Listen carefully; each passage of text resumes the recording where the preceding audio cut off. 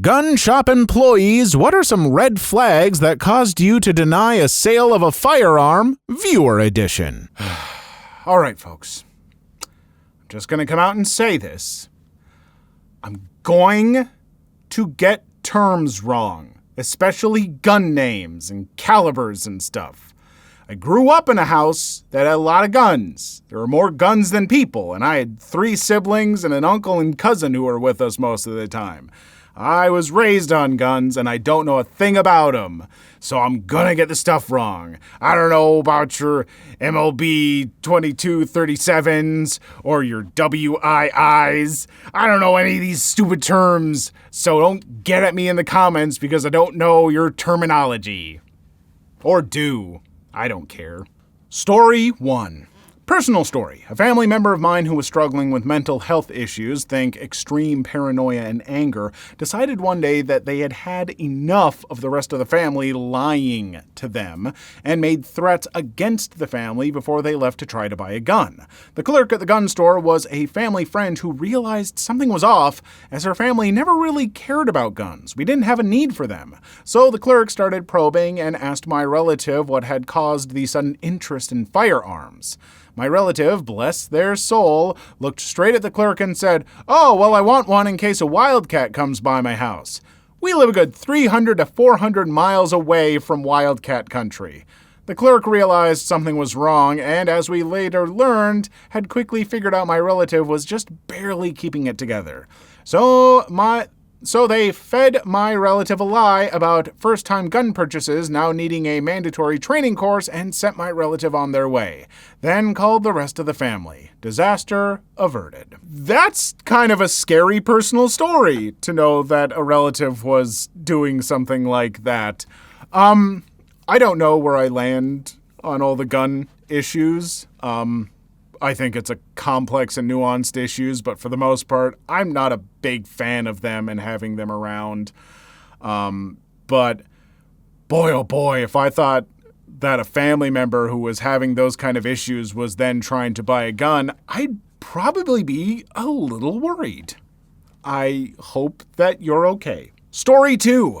Had a similar occurrence to story 4. A couple walk-ins looking at guns and are helped by a coworker. The guy asked things like, which gun is the best for killing people? The coworker awkwardly tells him any gun can kill. The guy picks out one he wants, to which the coworker flat out refuses to sell him and has to explain that you can't just ask those sorts of questions and be surprised they won't sell to you. Both people start yelling and screaming in his face and threaten to kill him once he gets off work. They leave, then come back a bit later to scream some more before being escorted out by a manager. About 20 minutes later, we get a call from another gun store up the road telling us not to sell anything to a couple fitting the description of the couple that came in. Can I just say, I am all for any gun control law that keeps people like that from buying guns.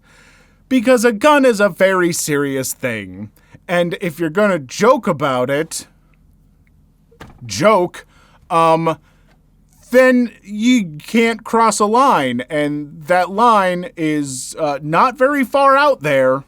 So, this is going to be a tough one. Story 3. I've worked for multiple stores, big and small, selling firearms. I worked with a guy who was one of the nicest people I knew, always made you smile, and was a joy to work with. One day I had a gentleman want to buy an old used shotgun and asked me to check the choke of the barrel. The choke is like a funnel per se that affects the spread of the shot. I go and grab our gauge and check. I told the gentleman it was a cylinder bore, no funneling, because someone had sawn down the barrel at some point and took off that part. The gentleman started making quite the fuss about this and kept ranting about how the barrel said it was a certain choke while I kept showing him the gauge. Hearing the commotion, this super friendly coworker walks out and asks politely if he could help with something. This guy goes off about the choke issue. My coworker simply tells him what I said in the first place. The gentleman responds with, "You don't know your job. I could do better." He was foreign, so forgive his grammar. The room went ice cold as I saw my nice coworker clench his jaw. My first thought was, he's gonna kill him. Thankfully, he only reached across the table and took the shotgun and said, "I'm sorry, there's not going to be a sale today." The gentleman attempted to scoff, but it came out as a squeak for some reason and walked off laughing at us. See, I like this story because it's really just a, sales associate of some type getting to just tell off a customer that they don't like. And you don't get those opportunities often enough in sales. You always have to be nice. The customer's always right. Blah, blah, blah. Well, there are those times where a customer crosses a line and you're able to just go, goodbye. And it feels so good. So I like this story. Story 4. Got a happy short story for you. I walked into a local gun shop I frequent every month or so for ammo, and they were selling a gun to an old lady. I thought it was kind of cool that this 70-plus-year-old lady was buying a handgun, and then it went from cool to hilarious. I was getting my ammo from the clerk at the ammo counter when I overheard her say, "What kind of ammo do I need for pest control with this?" The store owner said, "410 birdshot." My head turns around to see that this lady was buying a freaking Taurus Judge. For those that don't know, it's basically a big butt revolver that shoots shotgun shells. I couldn't help but laugh with the ammo clerk as she walked out with her new gun, case in one hand, cane in the other. Effing love this country sometimes. Story 5. Fun story. Once upon a time, I worked in a pawn shop that also sold brand new guns, so that was a majority of our sales. One day, this older man came in and wanted to buy a pistol. We got his ID and ran a background check, which was immediately denied. That's unusual. Normally, when someone is approved, it would come back fast, but when they were denied, it could take a while to get it back. We told him it was denied, and he got his ID and quickly left. He seemed to be in a hurry, which was also strange. Not 5 minutes after he left, 2 police cars came screaming into the parking lot. They came in with their hands on their weapons, asking if we had seen this man. Apparently, he had his wife locked up at the house and was on a mission to buy a gun to execute her.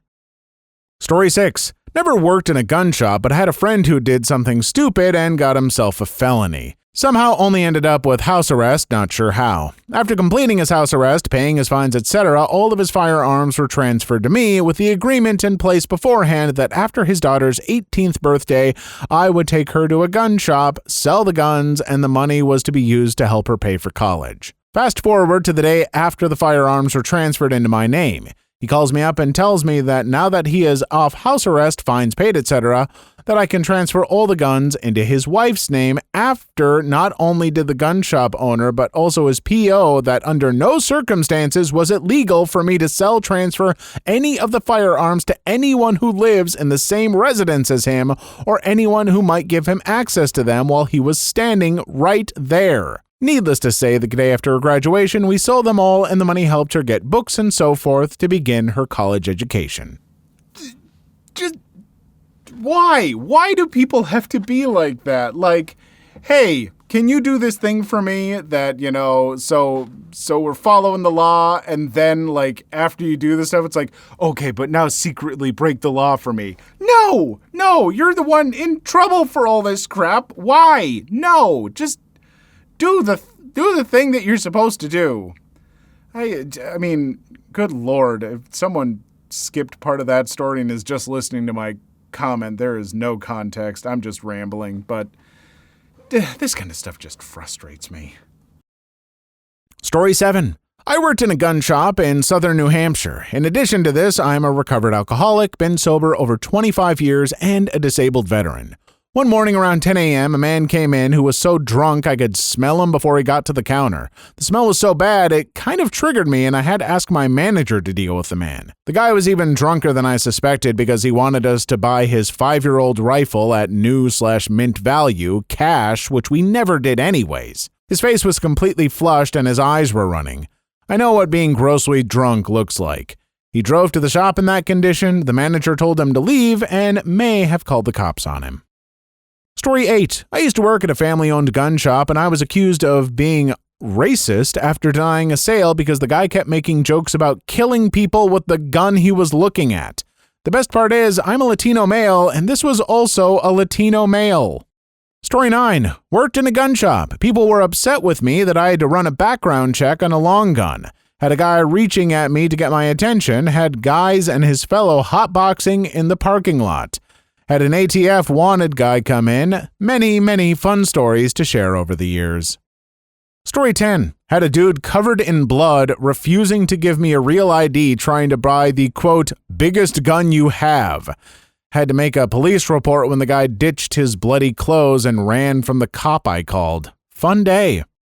Story 11. I work as a sporting goods associate at my local Walmart. Had a guy come in wanting a 4570 government Henry lever action. Nothing suspicious. He goes through the 4473, comes back to me, instantly denied. So I explained to him that it was denied, and for legal reasons, I can't tell him why.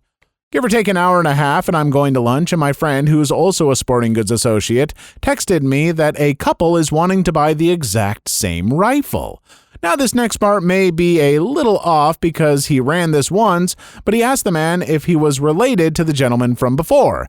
He mumbles under his breath, but says he wants it for himself. So he goes through the 4473 and comes to find out, yes, he was in fact the prior man's father, same last name and address apparently. So he calls two managers over and they explain everything, and the two get upset at him for apparently they did inform him that they were the guy's parents. So long story short, a 30-something-year-old man called or went home and begged mommy and daddy to get him a gun because he got denied, and they in turn also got denied. Mommy, Daddy, the mean man at the Walmart said that I'm not allowed to have a gun because I did some bad things and stuff, but I just want a gun really bad. Will you go get the gun for me? What is wrong with his parents, too? That they actually went and tried to get... Story 12. If you have any aspirations to do anything illegal and you don't want to get caught before you're done, you intend to survive it, and you do not intend to go to prison for it, never discuss any part of it with anyone if it isn't strictly necessary. Don't ask oblique questions about it on forums. Don't write a manifesto. Don't even search for any items you need online. All of this can either be used to catch you before you do it or identify you after the fact. The moment you talk about how you want to do bad thing, you are no longer able to do bad thing. Story 13. For the third story, I definitely have to say that OP made the right call, because the father giving his son a thankfully unloaded firearm and the son pointing the gun at OP and attempting to shoot at him is a massive red flag, especially since you can imagine what would happen when that kid turns into a teenager with anger issues, and that father would be so irresponsible with having a loaded and easily accessible firearm. There are a lot of problems that would happen because of that. Story 14. Didn't work at a store, but went to buy ammo at Dick's once and ended up getting the clerk removed from that particular section. I asked for 7mm Mauser. He brought back 7mm regular magazine. I said that's not the same. It wouldn't even fit, but if it did, I would blow the gun up right next to my face. It says 7mm, it's the same. What is your exact expertise that landed you behind the gun counter at Dick's? I wanted the extra $2 and passed the background check? Get a manager. No, better yet, get me a store manager. You're going to get people killed. When I explained what the kid said to the manager, the kid was relieved on the spot. Sorry, kid, that's one department you're better off saying, I don't know, than insisting you do. Probably did that kid a favor. Yeah, I'm not gonna lie. I've been in sales for multiple weird things like hardware stuff and, certain electronics and everything. And usually I'm pretty knowledgeable about those things, but sometimes when customers were asking about things slightly outside of my expertise, I might bend the truth a little bit, or whatever. If they seemed relatively confident, I'd be like, yeah, you're right. But, not going to do that with, a machine designed to kill things. Don't do that. Just, if you don't know, please don't work with guns. Story 15. LOL. So I have a reverse situation. There's a gun shop that I visit for ammo and the occasional transfer. Everyone working the shop open carries, which is a fairly common trend around gun shops in general around here. There's a new kid working the counter handling transfers. I'm filling out the 4473 as per usual, and then the kid in front of me draws his sidearm, holds it down against his leg, and yells something I didn't process at whoever just entered the door behind me. I'm literally like, what the F is going on? I turn around and it's another one of the shop workers with a box or bag of food. My brain catches up and I realize the kid said something to the tune of, "You better share that," in a joking manner. They laugh it off, kid reholsters his handgun, and I complete my paperwork and get the F out. I was a hair from pulling my own CCW, but my intuition said things weren't adding up. Didn't go to that shop for years after that incident. Story 16. I work in a large retailer. I didn't work at the gun counter, but I did help them out a lot.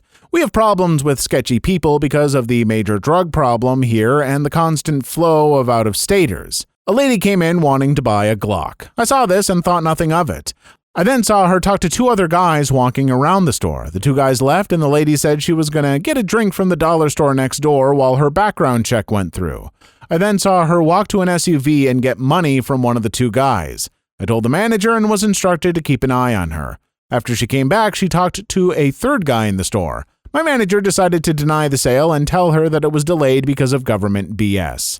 She looked sad and went to the SUV and handed the money back. They got out of the car and went to another car across the lot where she talked to the third guy, and a fourth guy got out of a car and talked to them both. They then all left going in separate directions. We reported her to ATF and blacklisted her. I mean, I know there are some people who say like, if you put more regulations on buying guns or something, people still find ways to get guns, but man, if they're all as competent as these people, I think we're pretty safe.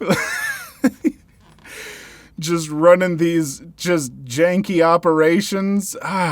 Boy, oh boy. Story 17. I worked at this little gun store in Texas, and one day a guy comes in asking for a gun made in Texas. Look, there's tons of people who buy as much Texas-made stuff as possible, so no red flag. Before I handed him the rifle, I was curious as to why he wants a Texas-made gun. He says that he heard if you're a felon, you can buy a gun as long as it's made in Texas. I pulled the gun away before he could grab it. The owner overheard him and kicked him out. Story 18. I worked at a counter that had a couple guys looking at a Beretta 92 FS, and one day, hey, this one has porting. I got the gun back and said, no, it doesn't. They decided they wanted 9mm ammo, so I opened the case so they could see. They asked me if I had any ammo that would defeat body armor. I told them no and took the ammo back and locked it up and kicked them out. I had an older man on Black Friday come in and tell me he wanted a cheap .22 single-action pistol. When told him he had to do the paperwork on the computer, he informed me that he was not doing it. He has never done paperwork on a gun and wasn't on this one either, and then told me I could do it. I told him I couldn't. He had to do it. He screams at me, "You're a effing a-hole." I simply smile and say, "Thank you, have a good day." Another time had a man put down he was a felon on the 4473, then come back with an ex-wife to buy the same gun 2 hours later. Had a woman come in with 2 kids, and one of the kids was like, "Yeah, this one is small enough. It would fit in your backpack so you can take it to school with you." That was a quick no. Hey, dear lady who was saying you'd buy like a gun for your kid that would fit in their backpack so they could take it with you to school, like, I get it. You were probably thinking that for their protection because of school shootings, which are terrifying and tragic. Giving your child a gun to keep in their backpack is not the solution, you absolute... I can't think of a good word that isn't too mean. Story 19. I had an older man come in, he was in his 60s at least, and walked with a cane, had to limp to one side. He comes up and started asking questions about 22s and what would the best 22 be. I said it depends on what you're looking to do with it. He says he wants a cheap, reliable 22 rifle, so I say, you can't beat a Ruger 1022 for that. Here's a reason why it's as popular as it is. He says he already has one, but it's broken and needs to be fixed, and asks if we provide gunsmith services. I tell him I'm sorry, but we don't, as we don't have a gunsmith. He says, don't worry about it, I'll just buy a new one then, and asks to look at one of our 1022s. I hand him the rifle, he checked it out, no issues, no red flags so far. He then lays the rifle on the counter and says, so here's what I'm thinking. I'm going to cut the barrel off down to about here, about half the length of a 1022, and store it in my truck, and I'm going to shoot the next mother effer that pees me off in traffic. I just stand there taking this in and say, okay then, let me put this in our back room and go get the paperwork from my manager's office since we ran out earlier and she was printing some new ones. That was an obvious lie to anyone that knows how 4473s work, but I got the firearm away from him and secured properly, promptly went back and told my manager what just went down. She reviewed the security footage, which has audio for the gun desk, and makes a bolo report to all the other stores in our chain and places him on a do not sell list. We walk back out together and tell the man we cannot sell him a firearm due to the comments he made. He starts yelling about how he has a right to buy a gun and we're violating his rights. Law enforcement was notified and he left, stating he will just buy it somewhere else. Story 20. I used to help run LTC classes in Texas, specifically during range qualification. I only ever saw one guy who was so incompetent I had to inform him we wouldn't be able to give him his approval paperwork. He gave me weird vibes during the classroom portion to start, but we gave him the benefit of the doubt, thinking maybe he was just your garden variety weird. He looked like your typical basement dweller, but that's beside the point. He could barely keep a few rounds on paper. The shooting part isn't especially hard. We had old women do just fine. Wouldn't listen to repeated instruction on proper gun safety, etc. He didn't seem like a school shooter type, just not the type of guy you'd want walking around with a gun. I pray another class down the line didn't pass him, LOL. Story 21. I don't have anything as interesting as most of these. I only did it for a year, but I did deny one sale. They were adamant it wasn't a straw sale. The guy that tried to buy it and got denied tried to have his mom buy it for him on the same visit. I've had a few denied through a NICS background check, but that was the only one I personally denied. However, I did have some come up in crime scenes I handed over info for. It was just so tame up until the very end, where you were all just like, yeah, I had to deny someone a sale once. I heard some other sales denied and everything. I did have to turn over evidence for guns I sold that ended up in crime scenes, though. Whew, you really buried the lead. Story 22. Recently had a guy who talked really fast and weird tried to put a pistol on layaway, for some reason thinking that we would let him take it then after only paying a fraction of the value and with only his word that he would come back to pay the rest. He was from out of state anyway, so it was illegal for us to sell him one. I think he bought into the whole Texas gives guns to everyone meme. Although we are a lot more open to tactical questions than most of these stories, the natural predators of humans are other humans. Of course, this is within reason and legality, no felons, teardrop tattoos, or clowns. We got some real geniuses out there trying to buy guns. I'm so glad that these people are trying to get guns. I trust them with guns because of the way that they're acting when they try to get guns. I see no problems with this, and it doesn't make me nervous. Story 23. Another one from our area, a criminal ordered a gun online, had it sent to a shop that did transfers. Many online retailers have dealers saved in a system where you put in your zip code and it shows the dealers in your area. When he was denied on the background check, he blamed the owner, said he had to give him his money back for the gun. Owner told him, "Sorry, you didn't pay me for this gun. You'll have to call the people you ordered it from." The thug came back to the shop later with a friend. They shot and killed the owner, also shot his brother, putting him in critical condition. Story 24. I've never sold a gun, but I have been denied due to being too honest about something I didn't think too much about, LOL. I was born and raised in the South and have handled many firearms in my 22 years. Well, when I was turning 18, my buddy, God bless him for it, offered to buy a cheap break action 410 gauge shotgun for me as a birthday present. Well, we were just sitting there talking with the seller, talking and killing time, and he asked what made me want to get a gun, and I very casually let slip that my friend who was standing right next to me offered to buy it for me for my birthday. Laughed my friggin' butt off. Yes, I know, there's like 800 things wrong on paper here in every direction between paperwork, payment, legalities, and such, but again, growing up in the rural South, it wasn't anything too abnormal for me to think twice about. Story 25. Never worked in a gun shop, but they denied my simple request for a plasma rifle, needle pistol, fuel rod cannon, even wouldn't sell me a CSO supercarrier. It's like they want the humans to desecrate the holy rings unopposed. Please leave your story in the comments. I would love to make a video on them in the future. Also, don't forget to like and subscribe.